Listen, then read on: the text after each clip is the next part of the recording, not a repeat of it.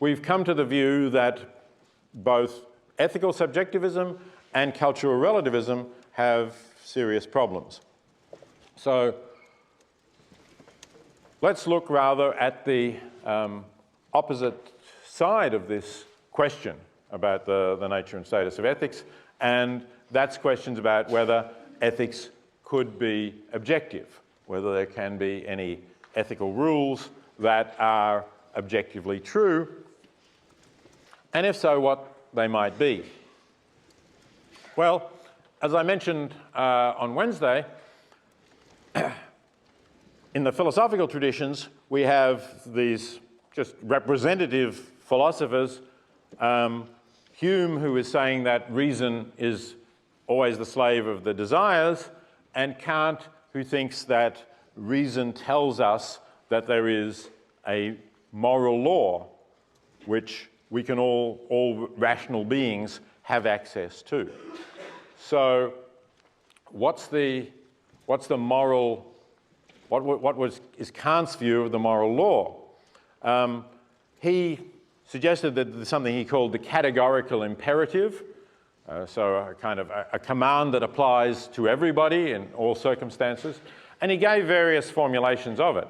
I'm not going to go into any detail about this. I'll say a little bit more in the next lecture as well.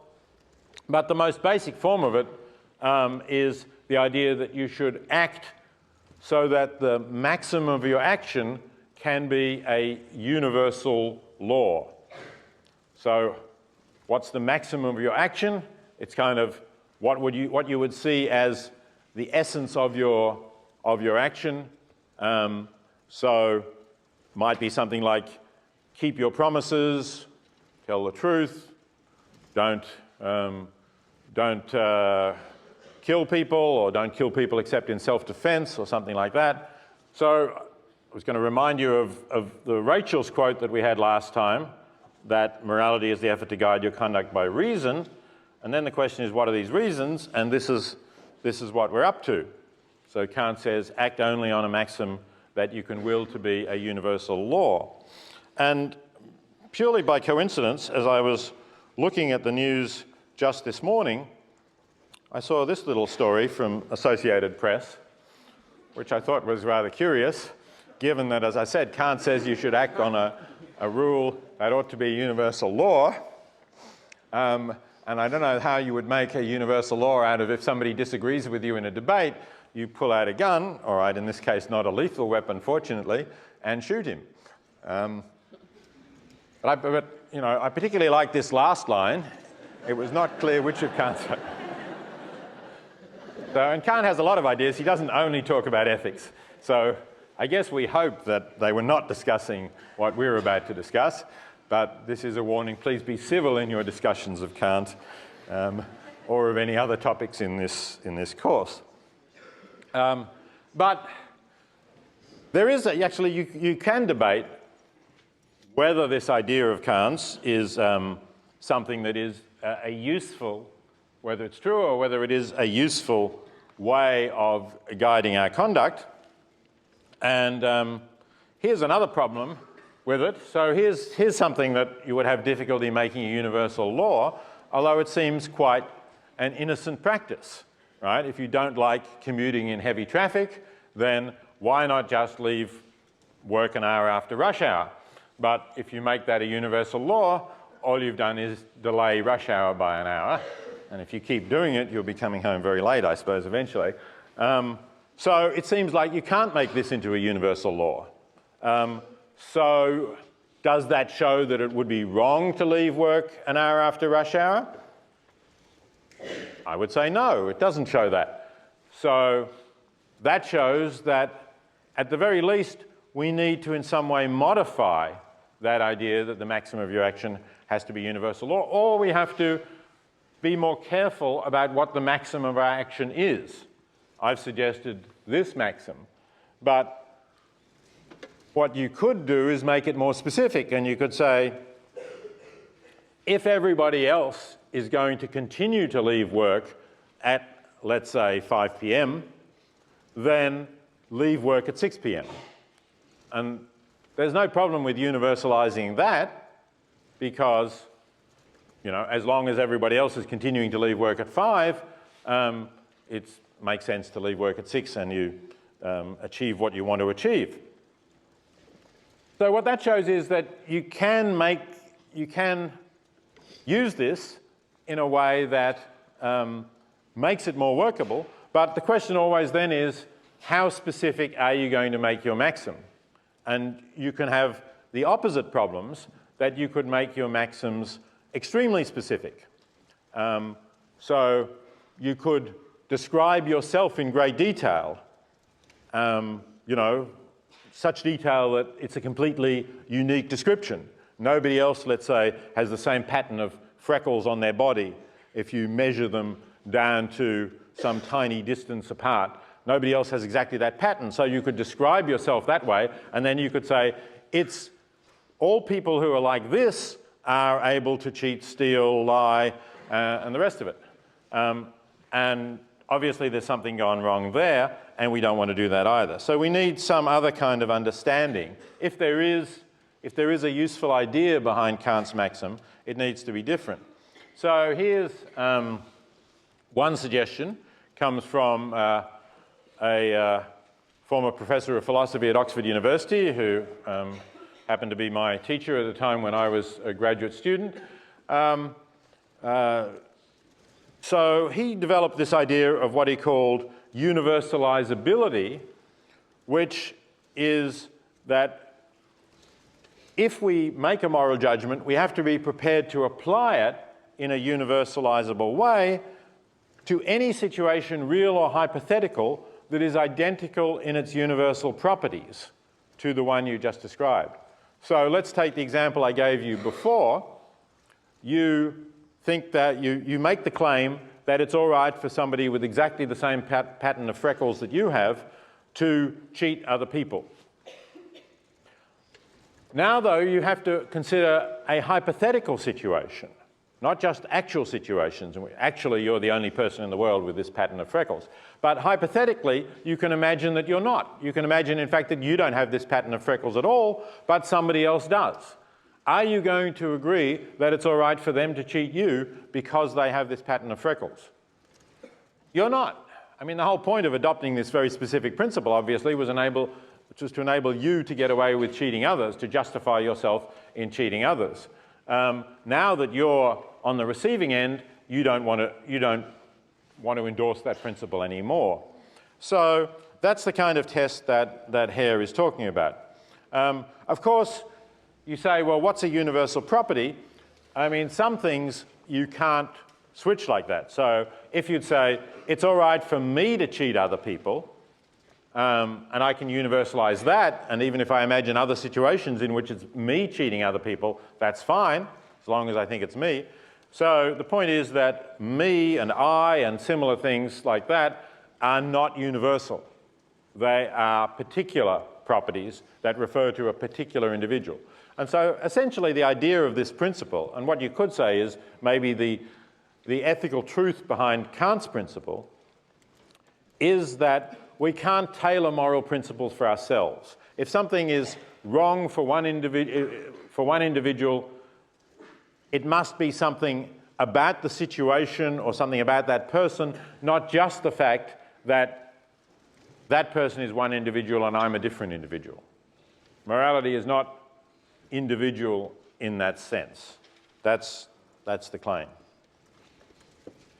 And here's, I think, the idea quite nicely captured in a speech by President John F. Kennedy talking about the civil rights issue, about getting rid of racist laws in the South that still existed at the time he gave this address to the nation in 1963. He asks you to imagine that you had a dark skin colour and that therefore you would be treated in all the ways that African Americans were being treated in southern states at that time. You can't eat lunch in a public restaurant, you can't send your children to the best schools, you can't vote for public officials. So he says, you know, who among us then would be content to have the colour of his skin changed and stand in his place? That's the essential idea that we're talking about, and I think it does strike most of us as a powerful moral argument. Difficult to defend this if you were prepared to agree that if your skin colour changed, you would be prepared to be treated in this way. You're not prepared to agree that. Most of us, I take it, perhaps all of us, would not be. Okay, so let's ask two further questions about this idea. One is, how much can it do? And the second is, do we have some reason for acting only in the way that we can universalize? Well, how much can it do? As I think I've suggested, it is an argument that will get you to think about certain practices and ask yourselves whether you can justify it. But it is still subject to what the facts are, I suppose. And some people may say, well, look, the racist may have said, look, it's not just skin colour, it's something else about people that are like this. And perhaps, let's say, take the schoolish, perhaps they might have said, they would not be able to study at the same level as white children would. Well, that's a factual claim, and it has to be addressed as a factual claim. It's a false factual claim, as we can see from the fact that integrated schools have worked and benefited African Americans, but that claim would then need to be argued. You can't resolve the issue then without going into the facts. So facts are relevant to the ethics of a whole lot of different questions that we're talking about. Another question that is relevant here that we will be talking about quite soon is, to whom does universalizability apply? So how do you apply it to questions like the abortion controversy? You might say, well, if you were a pregnant woman who'd become pregnant as a result of rape, let's say, to take an extreme case, you would want to have permission to have an abortion, wouldn't you? So an abortion law that says you can't have an abortion even if you're raped is something that you can't really support. Well, yes, but the opponent of abortion will say, but if you were the fetus, you would still want to be alive. It wouldn't be your fault that, unfortunately, you were conceived as a result of rape. So do we universalize to the fetus as well, or do we only universalize to the pregnant woman? That's clearly an issue that the notion of universalizability itself doesn't really seem to solve, or at least you're going to need a lot more moral argument to get to that. Okay, the other question is, do we have some reason for acting only in ways that you can universalize? So if you set up this idea of universalizability as something basic to morality, you might say, but why should I do that if in fact I benefit by acting on principles that I'm not willing to universalize because they benefit me? Why shouldn't I just keep doing that? What kind of reasons can you give me? And again, that's a very big question, which I'm not really going to answer now. Of course, Hume said, as we saw, that, well, you can't give people a reason, really. If you don't have a passion or desire to act only on universalizable principles, you have no reason to do so. Hume actually was quite a benevolent kind of person. He wasn't the horrible sort of person that you might think from some of these quotations, who just acted purely selfishly. He thought that, fortunately, most humans have benevolent impulses or sympathetic impulses. We don't like to see other people suffer. We like to make other people better off. So he thought most people would, in fact, have desires that would lead them to universalize. But it's not reason for Hume. It's the fortunate aspects of human nature, which most people, not all, have. And that leaves it open to say, well, if you don't have them, it's still not irrational not to act on those. So here's a different view that I want to present. I showed you a slide of Derek Parfit on Wednesday. So, as I said, he thinks that we can at least hope that there is a rational basis underlying ethics. So here's an argument specifically against Hume that I'm going to give you. It's a limited argument. So he asks you to imagine a rather peculiar person who, like the rest of us, hates the idea of suffering severe pain, agony. Let's say putting your hand in a flame and allowing it to be burnt, or being tortured in some way. But this person is peculiar in that if the pain is going to occur on some future Tuesday, they don't care about it. They're indifferent. Okay? So, you don't know anybody like this, I'm sure. I don't know anybody like this. It's a very strange idea, but this is a conceivable idea, right? So here's a little slide. Here's the person about to be tortured. Maybe a drawing of some heretic, I think, being tortured. They're preparing the pincers or the hot iron or whatever. He hates the idea as much as we all do, unless it's going to be Tuesday, in which case he says, well, bring it on, I don't care, it doesn't matter. So why should we think about such a bizarre example? Well, it's a possible case that we can imagine, and it's a kind of a test case for Hume and his followers. And Hume is not just a long-dead philosopher. There are plenty of philosophers around today who consider themselves Humeans. That is, they consider themselves very much in Hume's tradition with regard to the view of reason and rationality. So this is a possible set of desires, and the question is, what would you say about this person? I'm inclined to say this person is irrational. Even if that is their actual state of desires, even if somehow they don't care about pain on future Tuesdays,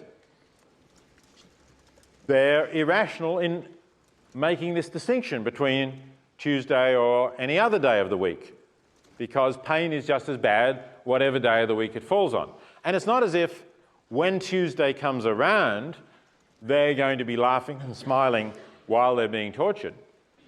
They're not, because this is, as the name implies, future Tuesday indifference. This person doesn't care about what happens to him on some future Tuesday. Once it is Tuesday, he doesn't have present Tuesday indifference. Once it is Tuesday, he cares about the pain. He screams and howls and says, stop it, just as we all would. So there's something irrational about him in drawing this distinction and being indifferent about the pain he will suffer on Tuesday. So Parfit thinks, and I agree, and you can think about this whether you agree or not, Parfit thinks that this is a paradigm example of irrationality. But if that's true, and if we know that's true, even though this person could have these peculiar desires, it's not in any way logically impossible for somebody to have such peculiar desires, then at least Hume's thesis is not generally true. It doesn't hold for all cases. It doesn't hold that reason is always dependent on your desires. So if you once accept it's a matter of kind of, driving a little wedge into what seems like an impregnable position. Once you drive the wedge in, then you're going to say, oh, so there are some things that are irrational, irrespective of the desires people have. Maybe that's not the only one. Maybe acting contrary to universalizability is irrational, or something like that. Of course, you might say, hey, wait a minute, that's a step too far, too quick. I'm going to agree with this, that it's irrational to be indifferent to pains on future Tuesdays, but I'm not going to agree that acting contrary to universalizability is irrational. And that's why I've said perhaps. I haven't made an argument for that, not now, but it's at least becomes a possibility, something that you would need to discuss.